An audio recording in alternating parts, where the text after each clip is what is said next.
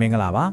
မက်လာဟာကုံယာတီဖရောတွေအတွက်ဘန်ဒါကြီးအလဲအပြောင်းနဲ့မိမိကိုပြန်လဲရှာဖွေတွေ့ရှိမိလာဖြစ်ပါတယ်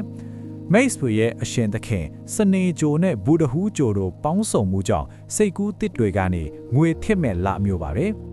စီးပွားရေးနဲ့အလုံးကန်ကန်တာအနေနဲ့ကုံယာတီဖွားတွေအတွက်မက်လာဟာငွေဝင်လန်းအလွန်ဖြောင့်ပြူးမဲ့လာပါအထူးသဖြင့်နီးပညာဖန်တီးမှုလုပ်ငန်းနဲ့ online စီးပွားရေးလုပ်သူတွေအကျိုးအမြတ်အစမတန်ရရှိပါလိမ့်မယ်။ဝန်ထမ်းများအနေနဲ့ကိုယ့်ရဲ့ထူးခြားတဲ့အကြံဉာဏ်တွေကြောင့်လုပ်ငန်းခွင်မှာနေရာပေးခံထားပါမယ်။ဒါပေမဲ့လုပ်ဖော်ကိုင်ဘတ်တွေနဲ့စကားပြောတဲ့အခါနားလည်မှုလွဲတာမျိုးမဖြစ်အောင်ရှင်းရှင်းလင်းလင်းပြောဆိုဖို့လိုပါတယ်။သတိပေးချက်အနေနဲ့မက်လလယ်လောက်မှာမမျော်လင့်ပဲအသုံးစရိတ်တွေထွက်လာနိုင်လို့ငွေကိုစနစ်တကျစုဆောင်းထားပါ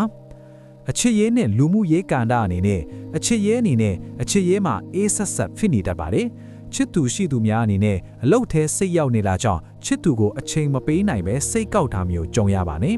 တကူရေသမားများအတွက်တော့ mix ဆွေဟောင်းတယောက်ကနေအချစ်ဦးတည်ချက်အသစ်တစ်ခုရရှိတတ်ပါတယ်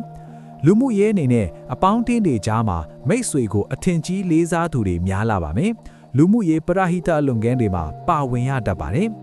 ကျမ်းမာရေးကဏ္ဍအနေနဲ့ခြေထောက်ခြေမျက်စိနဲ့သွေးလက်ပတ်မှုကိုဂရုစိုက်ပါညဘက်အိတ်မပျော်တဲ့ဝေဒနာခံစားရတတ်ပါတယ်အိတ်ဆက်ခြင်းကိုပုံမှန်အဖြစ်ထိန်းကြည့်ပါအစီအစိမ်ရှော့စားပါပညာရေးကဏ္ဍအနေနဲ့တုတေသနာလုပ်ငန်းတွေနဲ့စမ်းသစ်တဲ့ပညာရပ်တွေမှာအောင်မြင်ပါမယ်စာမေးပွဲဖြေဆိုမဲ့သူများအနေနဲ့အသေးစိတ်အချက်အလက်တွေကိုအလွတ်ကျက်တာထက်နားလည်အောင်စ조사ခြင်းကပိုပြီးအမှတ်ကောင်းစေပါလိမ့်မယ်ဆောင်းရန်ရှောင်းရန်အနေနဲ့ဆောင်းရန်မှာအပြာရောင်သို့မဟုတ်ခရမ်းရောင်ကိုစောင်းအဖြစ်သုံးပါစမ်းသစ်တဲ့နီးပညာပစ္စည်းတစ်ခုခုဝယ်ယူတာဒါမှမဟုတ်အသုံးပြုတာကမိတ်ဆွေအတွက်ကံပွင့်စေပါတယ်။ရှောင်းရန်မှာလူအများချားမှာထင်ရှားဆိုင်တာတစွတ်ထိုးလောက်တာမျိုးကိုရှောင်ပါအထီးချမ်းဆန်တဲ့အတွေးတွေကိုဖယ်ထုတ်ပါရေရရာအနေနဲ့စနေနေ့မနက်ပိုင်းတွေဖျားနိုင်နှမ်းဖြင့်ပြုတ်လောက်တော့မုံလေလူတောင်းပါလမ်းဘေးကခွေးလေးတွေကိုအစာကျွေးခြင်းကမိတ်ဆွေရဲ့အခက်အခဲတွေကိုပြည်ပြောက်စေပါလိမ့်မယ်။အထူးအကြံပြုအနေနဲ့မက်လာဟာကုံယာဒီထွားတွေအတွက်အတတ်ပညာကိုအရေးတည်တည်အမျက်ထုတ်ရမယ်လာပါ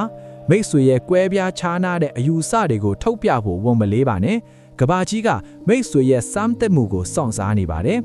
အစအရာရာအဆင်ပြေလို့ကိုယ်စိတ်နှစ်ပါးကျမ်းမာချမ်းသာပါစေလို့စန္ဒပြုလိုက်ပါတယ်နော်